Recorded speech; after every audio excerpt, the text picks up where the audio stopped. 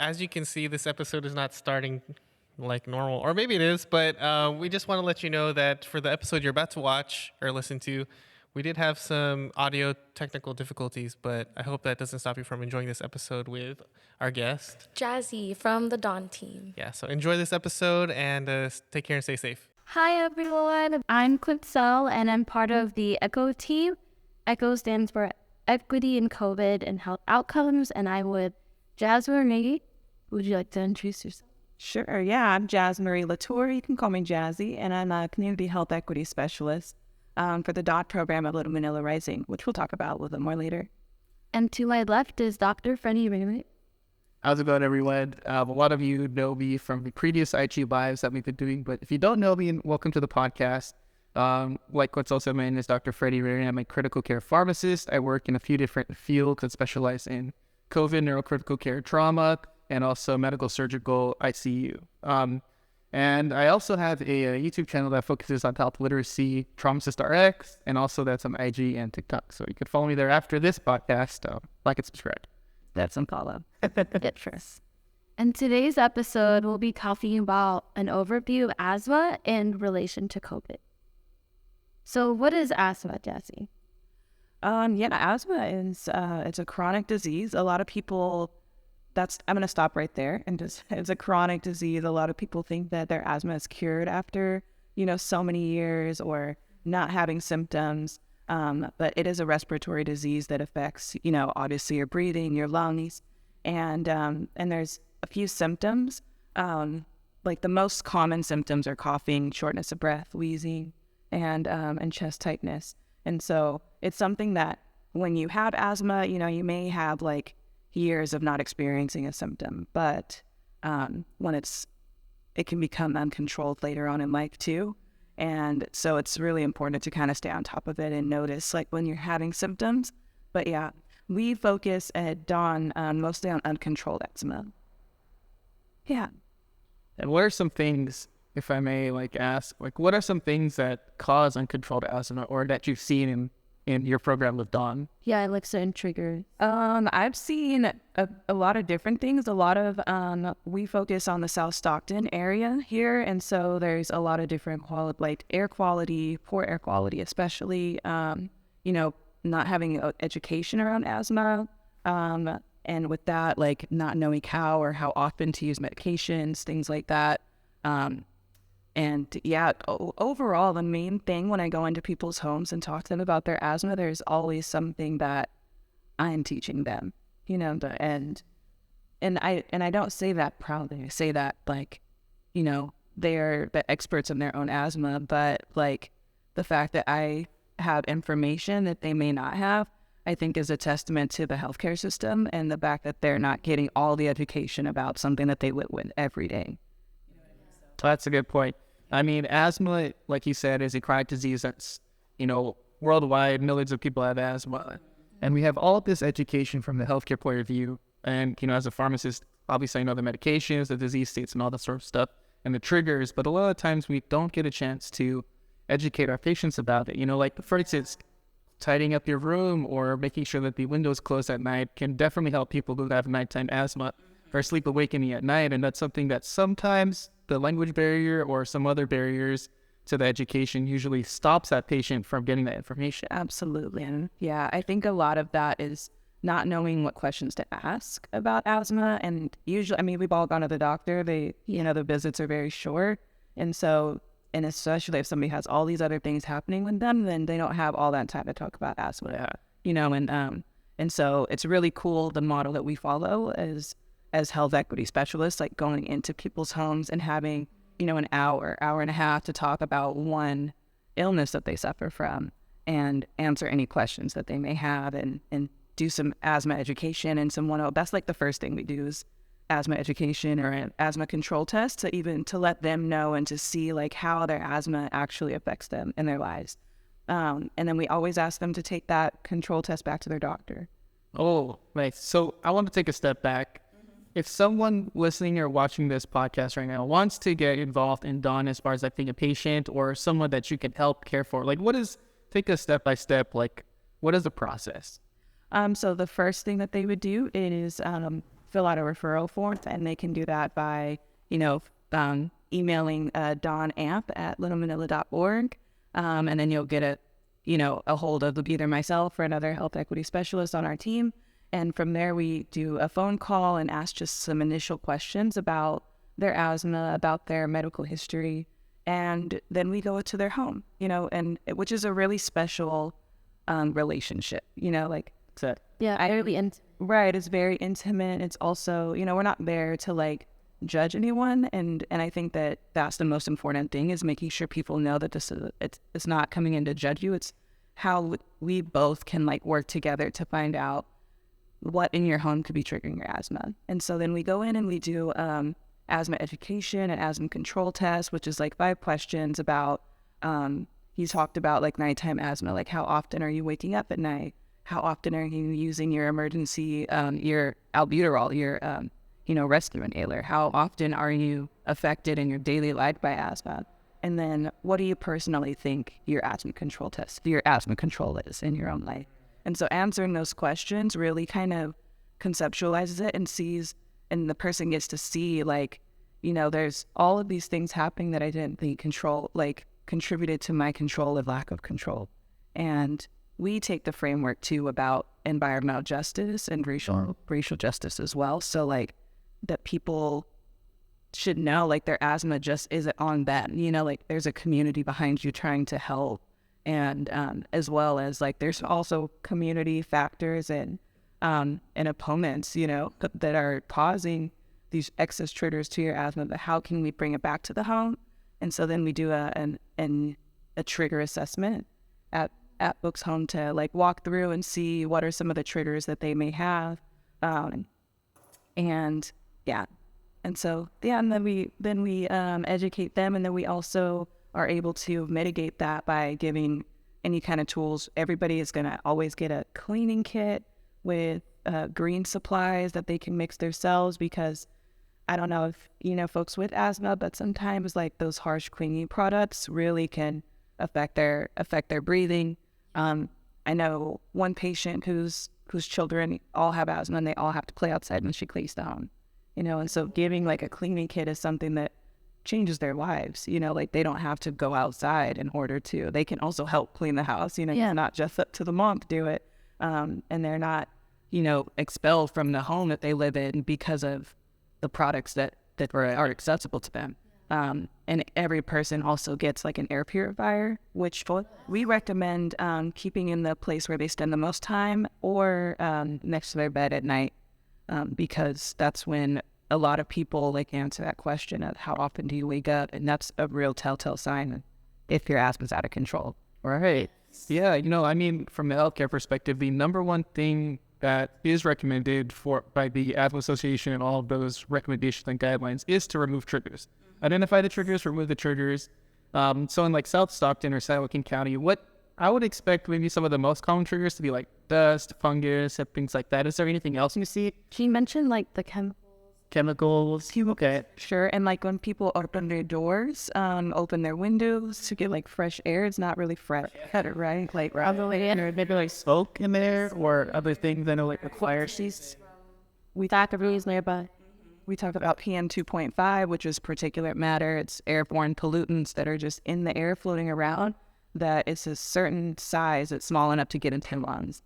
And for an asthma patient, it's really detrimental. It can cause triggers very often. And so other things that folks may not think about are like pests, or in an area where there's, not like lower economic status or whatever. And it's like maybe don't have the money for pest control and things like that. Like pests often trigger asthma. And most people in South Stockton have pets. I've noticed like there's dogs everywhere. Yeah. Like them. Bats, cats. Or Pet dander, definitely.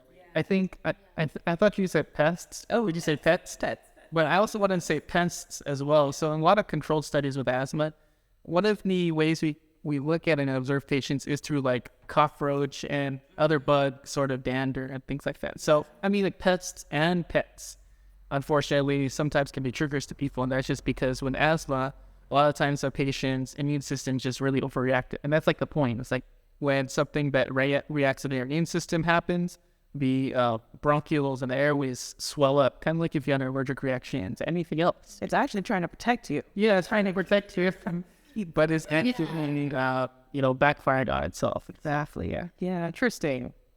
Another trigger I wanted to that people don't really know about often is mold in the homes, and so like older homes, and if they can't afford to get their plumbing fixed or to like restore their restrooms or their kitchens, things like that, and having like pools of water around and that pushes moisture in the air. Yeah, so that's what I see often too.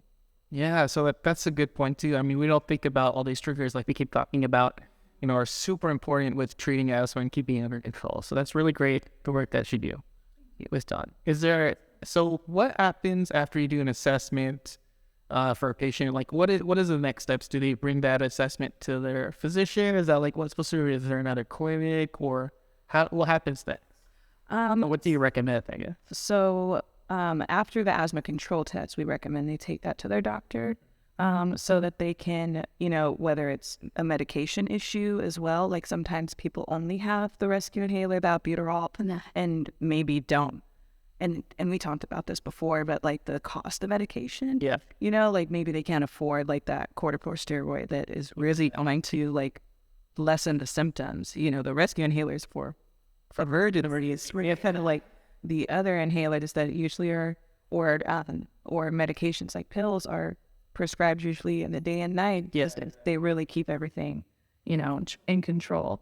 Yeah, there's so with asthma you get excess mucus, you get in the airways and in the lungs like excess mucus. Those muscles like really tighten up and a lot of inflammation. And the only thing that the albuterol is helping with is releasing like the tension in those muscles, right? Inflammation and the mucus is still there. Yeah, so that's a good point with short acting medication, like you said, albuterol. It just relaxes the muscles for a very short period of time, and so you see patients who might need to do it every 4 to 6 hours, things like that, or in the emergency setting we do it every 5 minutes or until the patient gets better, things like that. Kind of like going back to the medications, a lot of times patients do get 1 or 2 inhalers, a rescue inhaler, like you said, for emergencies, and then a maintenance inhaler like a steroid or a long-acting medication that keeps the muscles relaxed, and also a steroid on top of that to keep the muscle from being inflamed, And a lot of times it's very confusing for a patient to know, okay, is my red inhaler the emergency one, or is my black emergency one? And, And how to use it. Exactly. There's 2 different things there, and it's like, what should I use first?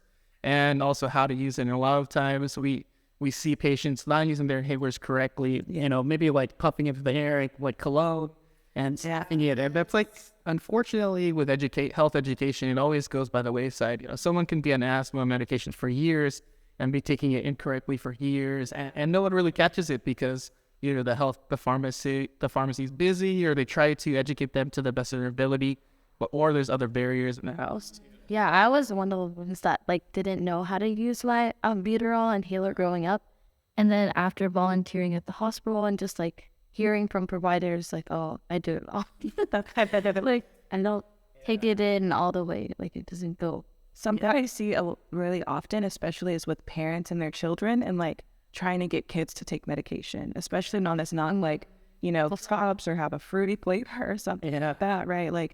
So I see a lot of parents who do the whole spraying it near their face and some of the medication gets it. A little bit conservative. So we also provide spacers. Perfect. Yeah, that's what I was gonna say. Seeing that, it comes with a little chamber and you can blow it in there, and so you're not losing the medication. And yeah, exactly.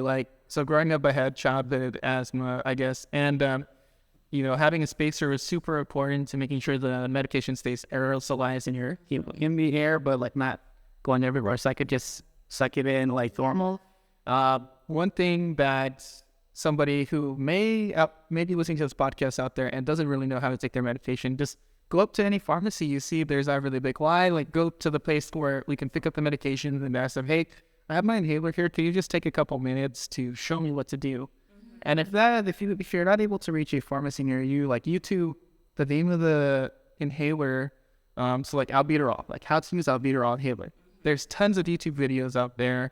And hopefully soon a Traumatist RX option as well too. But in general, there's so many different resources that hopefully this podcast brings to light. I mean, we have and home visits, education, all that sort of stuff. You can go to your pharmacy and not be afraid to ask them how to do it, because I'm sure a inter-pharmacist, pharmacy student, or the pharmacist would be able to help you at downtimes, hopefully. And you also have YouTube, which is another aspect, like for those who might be able to get on YouTube, which a lot more people are able to get on YouTube. Yeah. So We do something called teach backs in our visits, so that we have like, little mock inhalers of things like that. They're real, but I don't have the medication for it. And we normally ask patients to bring any medication they use for their asthma and kind of explain it. There's a lot of misconceptions about like the steroids, about it being addictive. I'm thinking that it's the ones people take it that then like growing their muscles. Yeah, right. Yeah, it's very, very real. That meant, the people. yeah, Cord and coke. I mean, from the medication point of view, there's two different types of steroids. You have like the anabolic Clears the sun. Yeah. Yes. that are big for like muscle building and that sort of thing. And you have corticosteroids, which don't necessarily do that. And at the same time, when you're inhaling this steroid, it's localized. So all that means is the medication only goes to the lungs and the airway. And then for the patients that have diabetes and asthma, one thing that we do know is that patients who are on steroids that, are taken by mouth or injected, those can affect your blood glucose or your blood sugar. With inhalers, some people are fearful of taking their inhalers because they think they'll mess up their blood sugar. But that's not the point. I mean, like, it's localized, like we said. It's not going to go into your bloodstream necessarily and cause like a huge spike in your blood sugar. So that's another myth out there that I thought that No, yeah, because something we can also counsel on as like people who have a community with multiple comorbidities. Like, Yeah. Because I've heard like some folks in the ER say like, oh, I don't take this steroid because I have uncontrolled diabetes. yeah. And the steroids you're talking about Yes, yeah. Yeah. So does it cause somewhat of a spike, but not like a tumor? No. So to my knowledge, the absorption of like a corticosteroid is minimal, and it's not enough drug at all to get into the bloodstream to really make those sorts of chemical reactions that cause blood glucose to go up. right. Yeah. I think the only way that really too it would do that is if you're using your medication wrong and not inhaling it, but like swallowing some of the medication. Sure, maybe. I mean, like if somebody was pumping a bunch of puffs and just swallowing it, I could totally see that. Another thing that people should watch out for, though, with corticosteroids is sometimes some people can develop thrush, which is fungus. So yeah, make sure you rinse your mouth. And I'm glad that you know that. Definitely rinse your mouth if you do take a corticosteroid. I mean, like anything else, that should be super simple to do. So oral hygiene is super important. Yeah. So anything else you want to add with DOT or asthma before we move on to the second topic of this podcast? I would like to just add that towards the end of our visit, so our model is 3 to 5 for kids and 3 for adults, just to kind of break the education up for kids, lose their attention span sometimes. But we like to make it fun and like include YouTube videos and toys and things like that. And make it interactive. But after the visits, we always do some sort of like kind of exit interview and asking about their understanding. We also do the asthma control test later at the end of all of our visits as well too, and do like check-ins with them to see how their control is like being maintained. And I'm usually always surprised like at how they can tell me all of their symptoms now, all of their triggers now, how to use their medication and all of that. So I know that it's definitely worthwhile. And then we also ask, like what are some of the things that other resources people need, as far as health goes, because we know like it's not just a standalone, isolated, illness or disease. There's so many other things that people suffer from, and so it's really important to think about that too. Yes, and your neighbors might have it too. Yeah, definitely. So you guys mentioned albuterol and then corticosteroids. What about like other treatments like nebulizer? Yeah, so a lot of the inhalers that are out there, so your albuterol, corticosteroids, all of that stuff can be converted into nebulizers. So some patients, do you see a lot of patients who do get nebulizers, or I see a lot of patients who want nebulizers, and there's like an access that like barrier right now, and like I know someone who has gone to the ER just to like get that nebulizer because they feel a release. So like there's a barrier that I can't seem to understand right now. Yeah, so I think kind of the little information I know of patient transitioning from the hospital to outpatient, there's a lot of puzzle pieces that have to be intertwined. So to get you have to get an order for a nebulizer machine, and it has to be covered by your insurance, and depending on patient population, there's that issue. I know there's some organizations that might be able to give nebulizers a more affordable cost, but I think that's something that has to be looked into where I'm not quite sure. I know there are opportunities for that, but yeah, it's a whole thing. I mean, a nebulizer is a medical machine, Yeah. kind of like a diabetes glucometer. And then sort of medicine is like in vapor form, right? So it's in little vials, so kind of like an eyedropper. You twist open the vial and put it into like a little cup, and you twist open the cup, turn on a nebulizer, and it makes that liquid turn into vapor. And so a lot of times, another thing is getting the right size mask for like a child, Right. or are you give you the oral one where they're on on a mouthpiece sort of thing. So that's another issue too. Keeping nebulizers clean is another issue. So that's like another agitator in a white silk. What I would say is like nebulizers are definitely helpful, but that shouldn't take away from the fact that having a portable inhaler is also like effective too. Yeah, it's like a travel science. Yeah, I mean, like, you think about, like, patients or our kids, right? They have it in their backpack. You can't lug around a luggage of a nebulizer at school. So I think it's definitely patient preference, but it shouldn't take away from the fact that inhalers work the same way. It's just how do we optimize someone's ability to take the medication, right? Are they taking it correctly? And are they holding your breath for 5 seconds? Yeah. Blowing out the right way, things like that, so. Yeah, because the folks I've seen who have asthma exacerbations in the ER, oftentimes they say like, oh, I don't use my rescue inhaler every 4 to 6 hours. So now they have to use the NEM to control it. Yeah. And they have to stay in the ER for like pretty much the whole day. And because of their breathing. Yeah, and then like to basically not discharge them short of bed. Yeah. So and that's the thing. I mean, like a lot of patients, we transition them from nebulizers after they're controlled to inhalers. And then you have to, at that point, that's like the critical point. It's like making sure they know how to use it so they don't have to come back and get the nebulizer again, start from step 1, all that again. Yeah. So is it needed for you to take a short course of corticosteroid or steroid?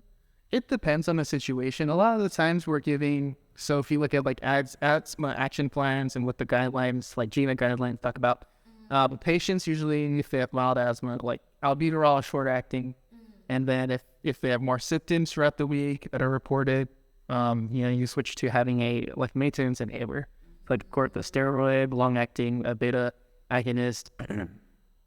Then if that doesn't work, sometimes we'll have oral medications on top of that, like Singulair, for nighttime. But if a patient does have an asthma exacerbation or like an asthma attack, usually, sometimes some patients will actually receive oral steroids. So like prednisone, like a 5-day course because of their asthma exacerbation. So they can go discharge from the hospital and take that. So for 5 days, they'd be on steroids plus their oral, the inhaled steroid, and they'd have the shorter acting one just in case of emergency. So yeah, it's sometimes that's the case. It really depends on the patient's symptoms at that point.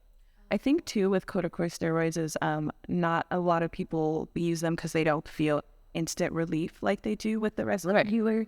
And it's important to know that it takes like 4 to 6 weeks in order to have that steroid to actually take effect. And it's important to finish the course, like don't stop her. Or to make it consistent. Or if it's the long-term inhaler like medication, then you need to take it consistently in order to receive all the benefits, and you're going to see yourself not reaching for that albuterol rescue inhaler as often. Right. Exactly. Yeah, no, that's a great point. I think you have the rescue one, but you have to have this maintenance one to kind of build up your tolerance and help your immune system kind of calm down. Yeah. Definitely.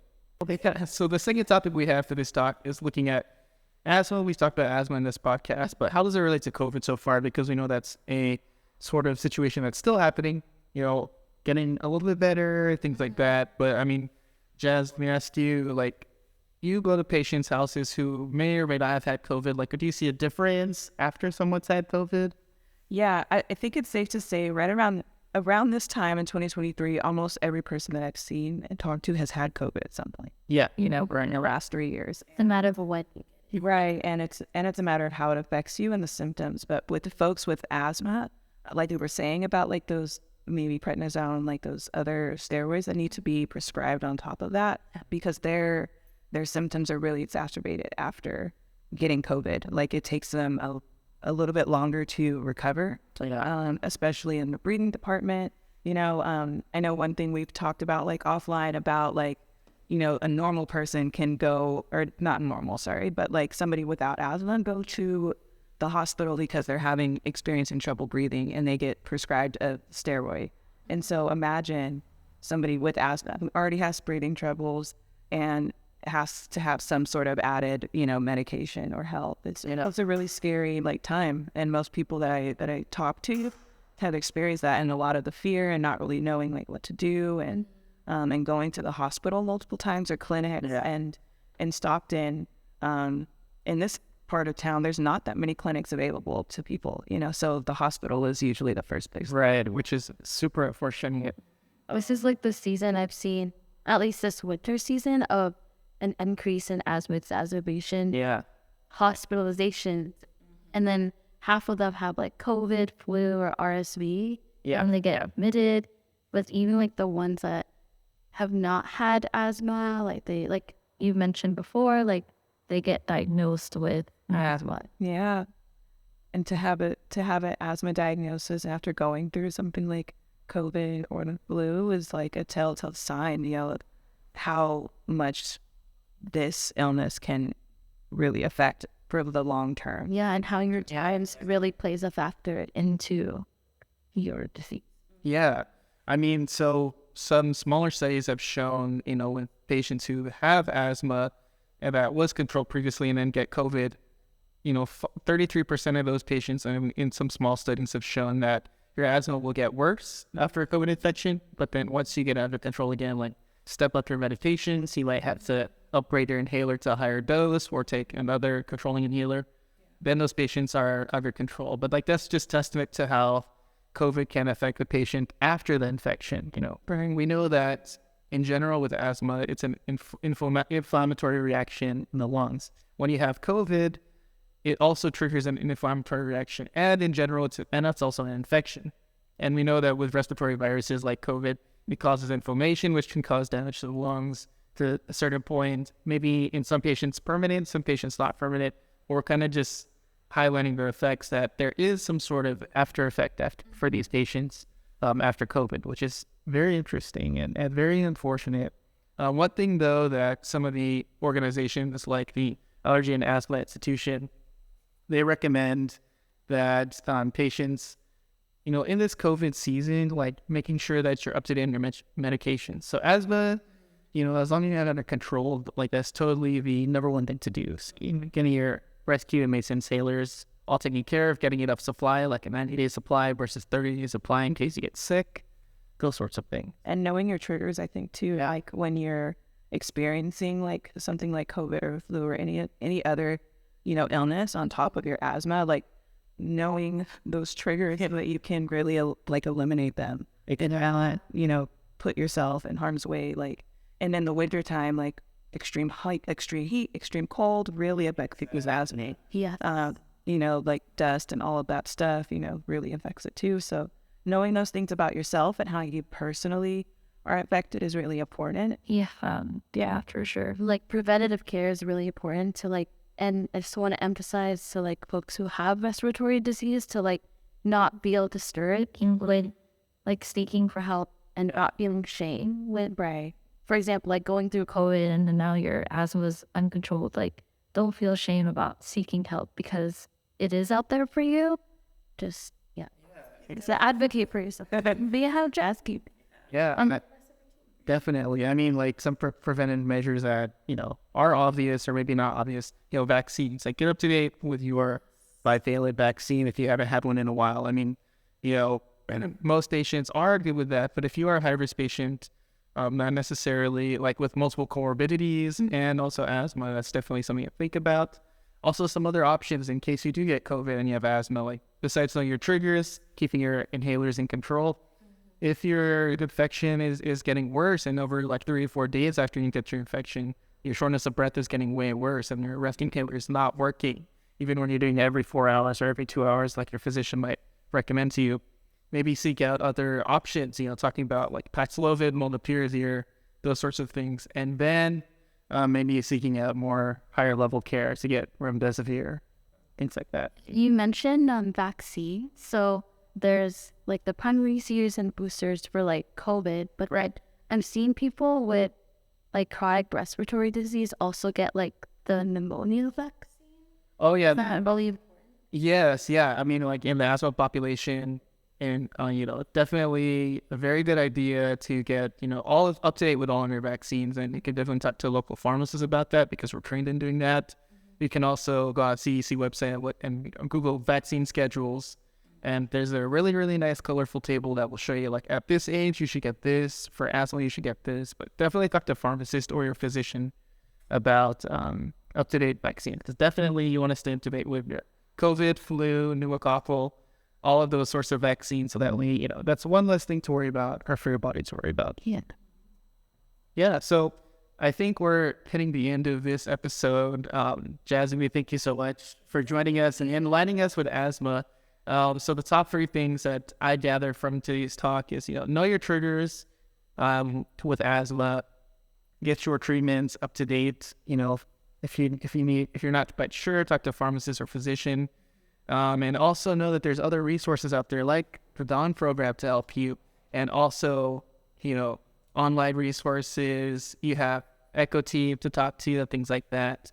And anything else you guys want to add to the conclusion of this podcast? Yeah, and just making sure that you bring your asthma control test to your provider and discuss it in detail, right? Yeah, for sure. I also want to add that the program is free. And so, don't let money or, your economic status feel like a barrier. This is a completely free service, and any of the tools that we offer are also very much free.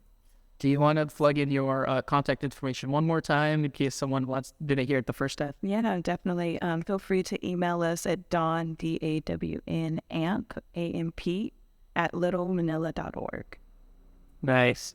And any last words, Kunsel, before I cut this one off? If you have any questions for Echo, feel free to email us at echo@littlemanila.org.